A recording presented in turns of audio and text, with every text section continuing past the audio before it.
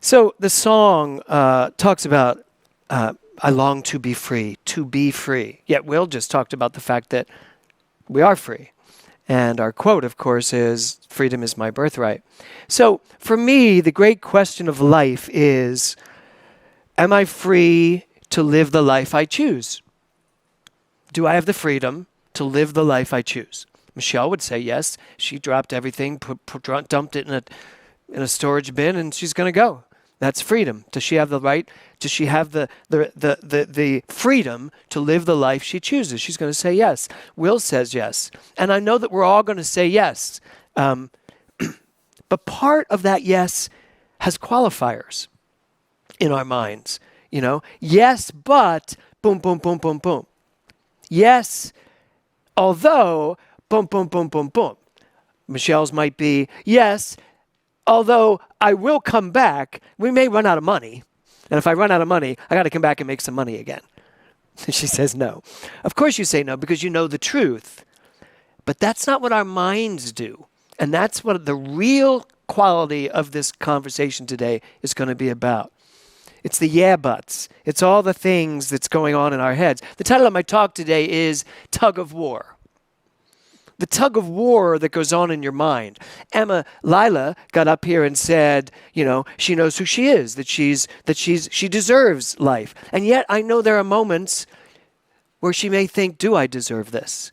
There are moments in my life when I think, yes, I am equal to that. And then there might be other moments of, but am I really equal to that? Can I make that happen really? Questions, doubts, uncertainties.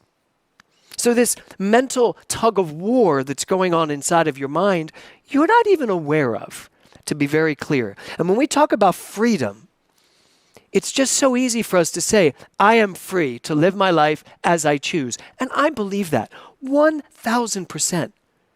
And yet I've got these two dogs that I got to take care of. I can't really go away without taking care of them. So am I really free?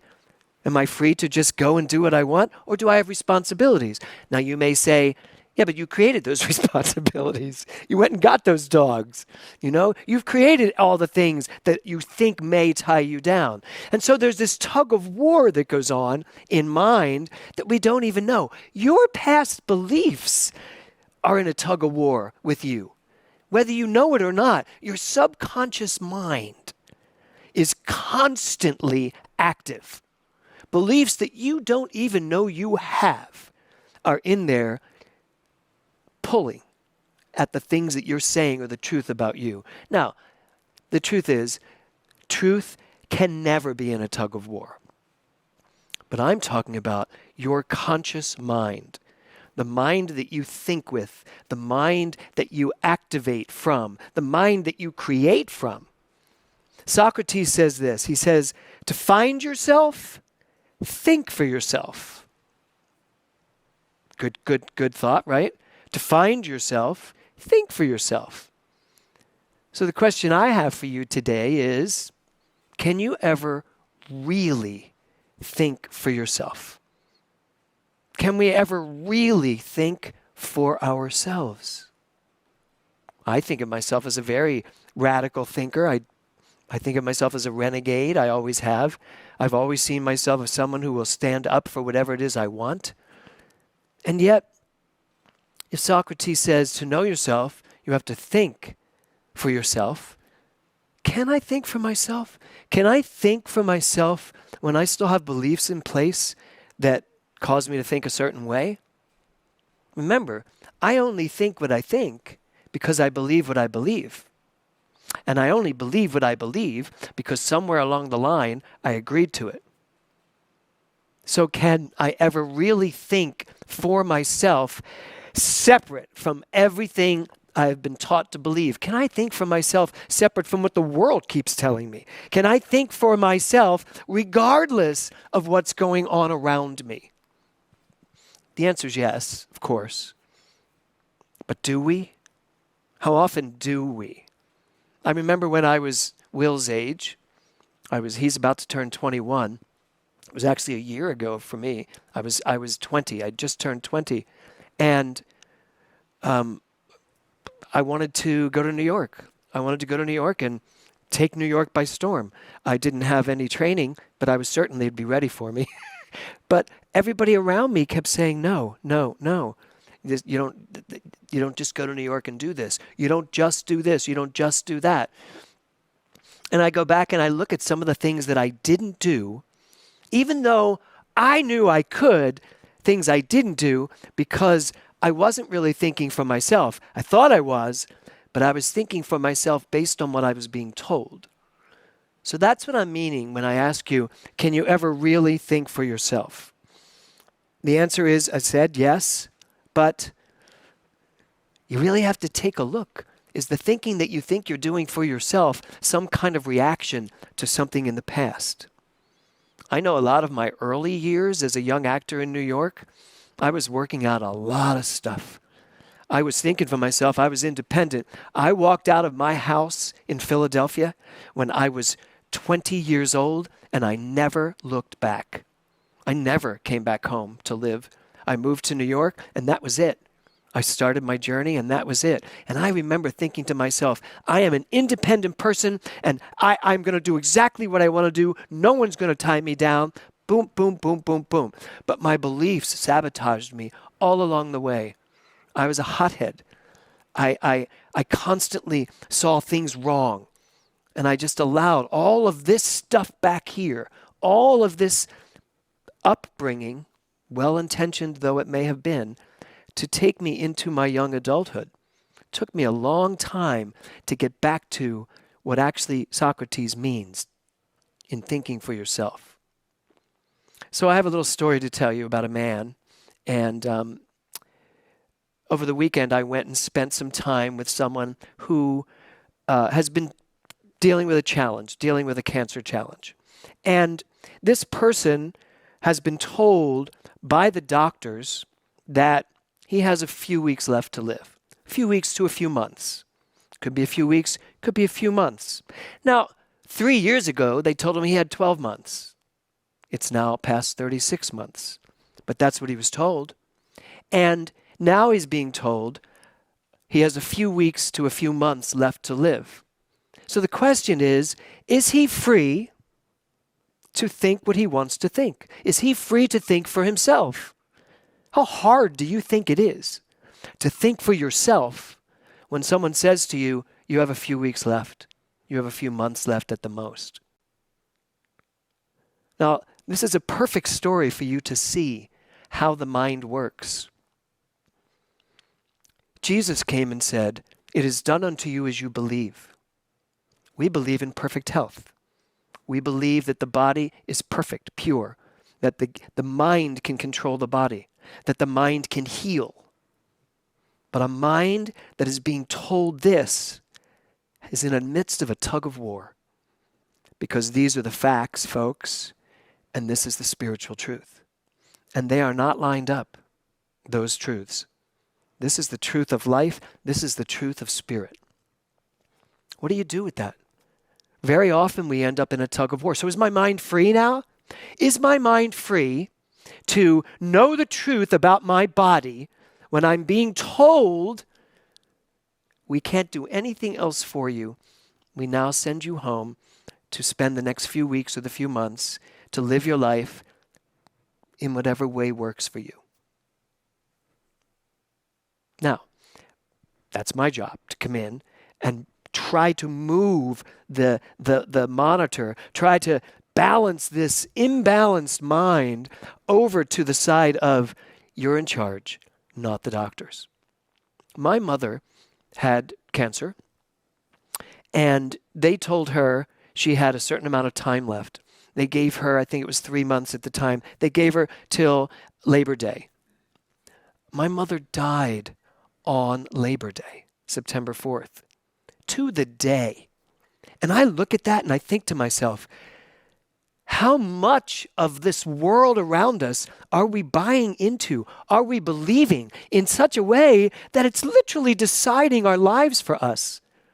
How much of this pandemic are we allowing to interfere in our life? Now, I'm not saying the pandemic isn't real. And I'm not one of those people that say, no, just the virus is nothing. Just act as normal. No, I see what's going on. But I am free to know the truth in the face of it.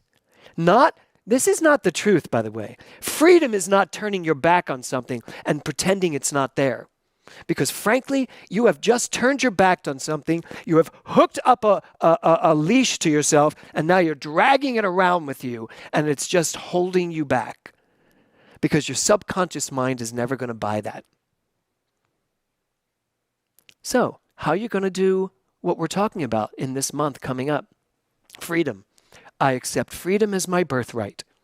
How am I going to accept freedom as my birthright and break myself off from everything I'm being told or shown?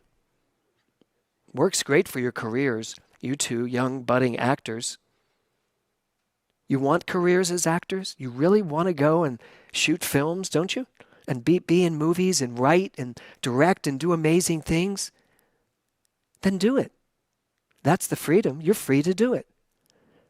You don't have to wait for an agent. You don't have to wait for a producer to hire you. You don't have to wait for anything. Just do it. That's the freedom we're talking about. That's the freedom you just talked about.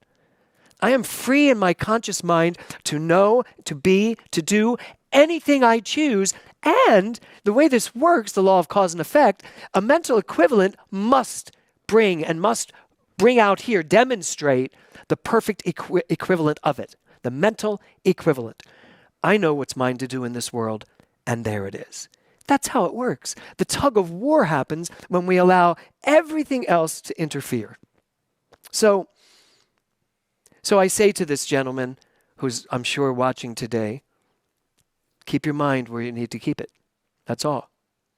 Knowing that this is a very strong tug of war. This is a powerful tug of war. Health is a powerful tug of war. When someone tells you you have something, it's a very challenging time to be able to turn away from this and know the truth. I remember when they said to me, you have stage 4 cancer, and I laughed. I literally laughed because I just felt that was the funny. It just made no sense to me. And as you all know, you know what my next sentence was. You have stage 4 cancer. I said, oh, what's stage 5? Well, he didn't find me funny at all. He stayed stone-faced. He said, well, actually, stage 5 is death. I was like, I know what stage 5 is. There is no stage 5. I get it. But I got to tell you, my mind never, ever, ever, ever wavered from knowing I would be fine. And by the way, I knew I would be fine whether I lived or died. It wasn't, I am going to be fine, I didn't, as Will just said, I didn't fight for my health because I didn't have the energy to fight for my health. People talk about that. Well, you're such a survivor, you really fought through that. No, I didn't. I was resolved. I would be unfolded perfectly because the use of me cannot be diminished. It has to be used for my highest and best. So I was okay one way or the other, but I did have a preference. My preference was to stay here. And so I was very clear, and I did everything needed to be done. But was there a tug of war in my mind? Not really. I heard what they said, I knew what they told me, but that tug of war was more about, am I okay with this? So I want to ask you today, what tug of war are you in the midst of? I'm going to tell you, you probably don't know what they are. I'm going to give you a whole month to figure it out. But I am going to ask you to ask yourself, where is my tug of war? What is going on in me that perhaps is being sabotaged by things I'm not even aware of? Viktor Frankl said this, between stimulus and response, there is a space. In that space is our power to choose our response. In our response lies our growth and our freedom. So back to Socrates for a minute. Can a man ever think for himself?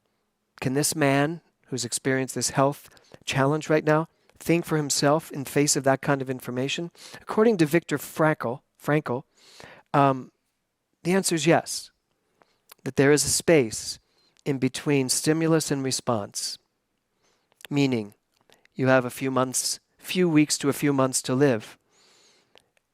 My response, whatever I respond to that situation, before the response, there is a space. There is a moment. There is an energetic field where it's coming through. The question is, have you created that space for yourself? Or are you constantly living life from a state of stimulus? This happens, I react. This happens, I react. That's why I asked Michelle to talk about the Ho'oponopono. Was that correct? Yeah, very close. Ho'opono. Ho'oponopono. Pono. Ohoponopono. That's why I asked Michelle here to just make me crazy today to talk about this. Because that to me is the space.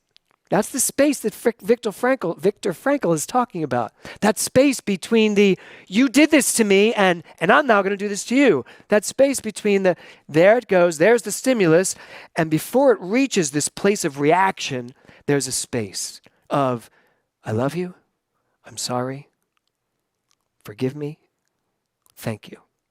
What a beautiful space. Give it some space. So let's just take for granted we are all in some sort of tug of war, somewhere in mind, in anything. It can be a slight one. It can be a mammoth one.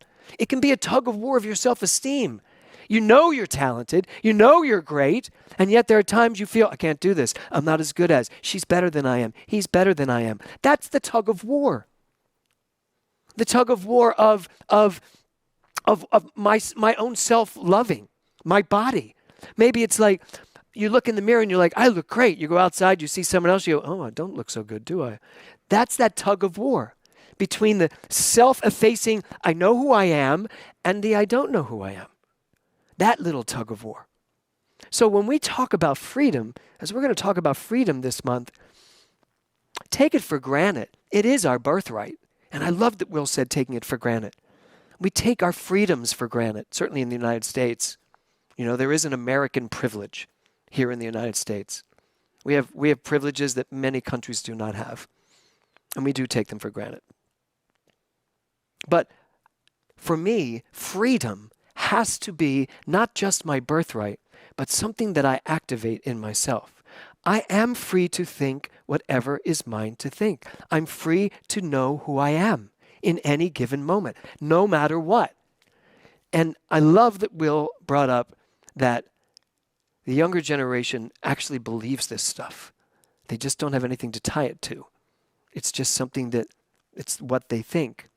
But I can also say to my son and to Emma, I must have said Nora, that while that is true, I also see a younger generation, because I do a lot of counseling for younger people, a younger generation that doesn't know how great they are, doesn't know absolutely how great they are, that are still involved in what I was involved in as a young man, which is that I still hit those moments where I was struggling in a tug of war with, I'm really very good, and the universe saying, well, maybe not so much. That's what this generation needs more of, a self-assuredness that is not based on what you do. And that brings me to my final point, the great tug of war. And that is, who am I? Who am I? There's a book called Life and Teaching of the Masters of the Far East, and I want to read you a little quote. It says this: the translation of the Bible is in error, where it says that man was created in the image of God. The in should be left out, so that reads, man is the image of God. The word in does not appear in the original Sanskrit. If we leave out the in, then man is the image of God. I am God is the greatest statement. It belongs to man wholly. The image or likeness means the exactness in Old Sanskrit. When I read that, I was dumbfounded. So somewhere along the line, we went from I am God, I am the exactness of God, to I'm made in the image of God. So right from the time that truth was known so clearly to the moment it became separate, we have been in a tug of war, a major tug of war. we have been fighting against our true nature. We have been believing somehow that I am less than. I am, as the Catholic Church might teach me, a worm of the dust, and my life is about building up, my what are those things called? Not, oh God, what do they call them? Praying myself up. Let's just go there. I said, what is that word though? Not sacraments, the other things. Indulgences. Oh, whatever it is. Anyway, building myself up so that by the time I die, I'm worthy. Wrong. That's the greatest tug of war this country is in right now. Everybody on this planet is in a tug of war between who they are and who they think they are. So this month, we have an opportunity. And here's the thing. We're free to think either way. You are free to think this either way. There are many people that will argue this with me and will say, no, you are not God. You are God's son. You are God's child, but you are not God. You could never be all of God. And I'm here to say, no. As Rumi says, I'm the entire ocean in a drop, and I get to say, I am God. But so are you, and so is that tree. So is everything, so that I get into an understanding and a relationship of the oneness of it all. I'm free to know that. I'm free to be that. And I'm up here week after week after week saying this, and yet I'm going to be really honest with you today. I'm still in a tug of war about that myself. Because if I weren't, my life would be even more amazing than it already is. And I recognize this, that there is still Jimmy Mellon from Philadelphia, the Catholic boy, still inside there, still pulling that tug of war thing, still saying, nah, come on, I know, you're God? What about Jesus and the sacraments and all the stuff you learned as a kid? And I stand out here saying, I am so done with that. I've evolved and all that. But there's still that little bit of tug of war in there. But here's what I thought about. And here's how I close this. So did you ever see a tug of war where people are taking a rope? Look at that. So I love this tug of war because he's pulling thoughts out of the mind. Love that. So you're in a tug of war, right? So there's that person and he's pulling at you and you're both pulling. What happens when you just do this? Well, that goes flying. You do the tug of war over the pool of mud and seeing which side gets pulled into the mud. Well, frankly, if you just decided no and let go, what happens? The rope goes flying away. There you go. That's your job this month. To let go. To surrender. All of these beliefs, all of these thoughts, all of these tug of wars that you're in, you are free to let go of the rope that ties you to anything that no longer serves you. Low self-esteem, and there it goes. Prosperity problems, there it goes. Health issues, and you are fighting for your health, there it goes. That's what Viktor Frankl is talking about. That's the space where you are willing to surrender. Surrender to something bigger than you, that you are. And then watch what happens. We have an entire month here to celebrate this concept of freedom. Yes, you're free. You are free to think whatever you want to think. But just make sure there's not some thinking behind you, pulling at you, causing you to think perhaps not exactly what you want to think. Let go. Surrender to something in you that already knows how great you are, already knows that you are God, because that's the truth. It's time for us to let go of this tug of war and just step into, as we said earlier, a power so much bigger than anything we could have ever imagined. Namaste.